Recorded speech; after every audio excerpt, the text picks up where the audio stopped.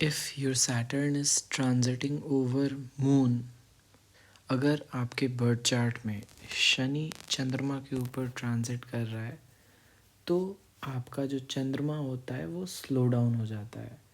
शनि के ट्रांजिट करने को अगर आपको एनालाइज करना है तो आप उसको सिंपल स्लो से समझो। Slow becomes the key word. Saturn जिस किसी प्लैनेट पे भी ट्रांजिट करता है उसको स्लो कर देता है। जब ये आपके चंद्रमा पे ट्रांजिट करेगा तो उसको ढैया कहते हैं। 7.5 का सबसे वर्स्ट पीरियड माना जाता है। इस पीरियड में इंसान को फ्रस्ट्रेशन होती है, जो वो चाहता है वो नहीं हो पाता है। तो ये सारी चीज़ें कॉन्सिक्वेंसेस लोग बताते हैं, बट रियलिटी ये होता है कि सैटर्न आपके माइंड को स्लो कर देता है। जब तक सैटर्न आपके मून पे ट्रांजिट नहीं करता है, आपका माइंड जिधर तिधर जिस स्थान पे, सपोज 7वें स्थान पे अगर आपका चंद्रमा है, तो आपको रिलेशंस किससे डेवलप करना है किससे नहीं करना है ये आपको हदें और सीमा नहीं पता होगा। आप किसी से भी रिलेशंस, फॉर एग्ज़ाम्पल एक स्टेटस की बात होती है तो आप उस बारे में अनअवेयर रहते हो। रिलेशंस के कॉन्सिक्वेंस क्या होते हैं उससे अनअवेयर रहते हो।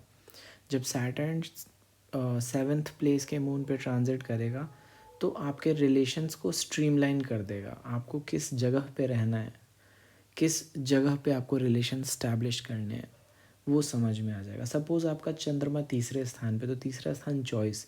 तो जब तक आपका सैटर्न 3रे स्थान पे नहीं चलता है तब तक आप चॉइसेस कुछ भी ले लेते हो, कहीं पे भी कुछ भी उठा लिया, कुछ भी कर लिया। लेकिन सैटर्न जब मून पे चलेगा तो आपके चॉइसेस स्ट्रीमलाइन हो जाते हैं। जो बातें आप करते हो, जो चीज़ें आप लिखते हो, वो सब स्ट्रीमलाइन हो जाता है।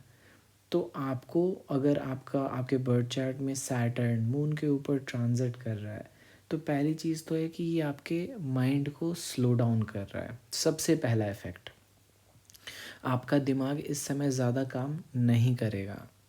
अगर आप दूसरी चीज़ जो आपको देख लेनी है वो ये देखनी है कि चंद्रमा किस राशि में है, अग्नि तत्व, जल तत्व या फिर वायु तत्व। तो जिस तत्व में होता है, सपोज़ अग्नि तत्व की राशि में है चंद्रमा और उस पे शनि का ट्रांजिट हो रहा है तो ये थोड़ा पेनफुल होता है आपके लिए। अगर वायु तत्व में है और तब शनि ट्रांजिट करता है तो आपके लिए फेवरेबल रहता है। अगर जल तत्व में है आपका चंद्रमा और वहाँ पे सैटर्न ट्रांजिट करता है तो आपको रिग्रेट फील होता है, बहुत रिग्रेट करते हो आप चीज़ों को लाइफ में।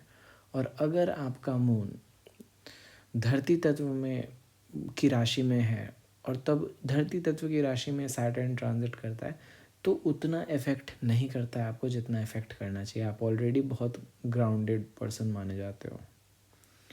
तो सैटर्न का ट्रांजिट जो है मून के ऊपर, वो आपको शांत तो करेगा बट आपको अपनी लाइफ में आपको फोकस कहाँ पे करना है ये बता देगा। तो आपको लाइफ में फोकस मिल जाता है, फोकल पॉइंट आपका क्लियर हो जाता है कि आपको क्या करना है लाइफ में।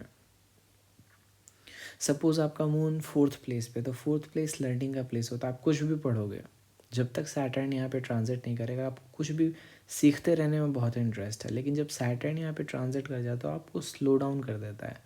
आप चीज़ों को, उन्हीं चीज़ों को सीखते हो जिन चीज़ों से आपको मतलब होता है, उन्हीं चीज़ों को देखते हो जो चीज़ ज़रूरी होती हैं, फालतू की चीज़ें हट जाती हैं। तो सैटर्न का ट्रांजिट जो होता है मून पे, वो ओवरऑल आपको डिप्रेसिंग, रिग्रेटिंग या फिर मैं कहूँ कि पेनफुल सजेस्ट करते हैं लोग, लेकिन ये बहुत अच्छे के लिए होता है। फॉर एग्ज़ाम्पल, पहले आपके पास ऐसे ऐसे ऑप्शंस होते होंगे जो अनरिक्वायर्ड होंगे। जब सैटर्न यहाँ पे ट्रांजिट करेगा तो उन ऑप्शंस को छुड़वा देगा। ये वो समय होता है जब सैटर्न अपने मैक्सिमम कैपेसिटी को उजागर करता है।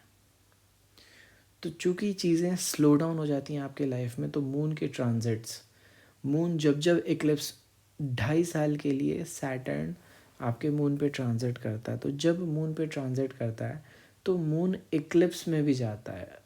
आप अगर रेगुलर बर्थ चार्ट के अलावा अगर आप ट्रांजिट को देखो तो मून हर महीने इक्लिप्स फेज़ में भी जाता है और इक्लिप्स में भी जाता है। तो जब भी सैटर्न मून के ऊपर ट्रांजिट करता है तो इक्लिप्स और फेजेस का सबसे ज़्यादा इफेक्ट पड़ता है आप पे. So this was my analysis or my suggestions on when Saturn transits over your moon. For more, stay tuned and subscribe.